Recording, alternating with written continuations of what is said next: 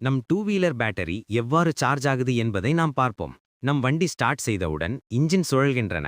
இன்ஜில் உள்ள கிரான்சாஃப்டில் magnetic coil இணைக்கப்பட்டிருக்கும். அந்த மேக்னெட்டிக் காயில் தான் நமக்கு மின்சாரத்தை உருவாக்கி தருகிறது. மேக்னட்டோ என்பது இன்ஜின் கிராங்க்சாஃப்டுடன் இணைக்கப்பட்டிருக்கும் ஒரு சுழலும் பகுதியாகும். இதை ஸ்டாட்டிக் மற்றும் ரொட்டேட்டிங் என பிரிக்கலாம். ரோட்டார் இது இன்ஜின் ஓடும்போது சுழலும் பகுதி. இதில் நிரந்தர காந்தங்கள் பெர்மனன்ட் மேக்னட்ஸ் பொருத்தப்பட்டிருக்கும். ஸ்டாட்டர் இது நிலையாக இருக்கும் பகுதி. இதில் காப்பர் கம்பிகளால் சுற்றப்பட்ட காயில்கள் காயில் வைண்டிங்ஸ் இருக்கும். செயல்பாடு ஃபாரடே விதி.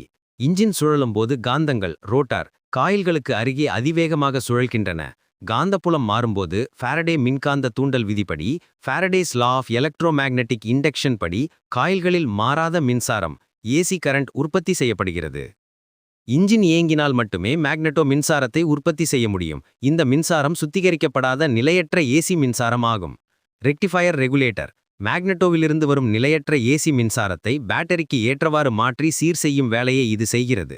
இது இரண்டு முக்கிய பணிகளை செய்கிறது. ரெக்டிஃபையிங் ஏசி மாறாத மின்சாரத்தை டிசி நேரான மின்சாரமாக மாற்றுகிறது. பேட்டரிக்கு டிசி மின்சாரம் மட்டுமே தேவை. ரெகுலேட்டிங் இன்ஜின் வேகத்தை பொறுத்து மேக்னட்டோ உற்பத்தி செய்யும் மின்னழுத்தம் வோல்டேஜ் மாறும். ரெகுலேட்டர் இந்த மின்னழுத்தத்தை சுமார் 13.5 வோல்டேஜ் முதல் 14.5 வோல்டேஜ் வரை நிலையாக பராமரிக்கிறது. முக்கியத்துவம் ரெகுலேட்டர் இல்லையெனில் அதிக வேகத்தில் அதிக மின்னழுத்தம் ஓவர் வோல்டேஜ் பேட்டரி மற்றும் பிற எலக்ட்ரானிக் பாகங்களை சேதப்படுத்திவிடும்.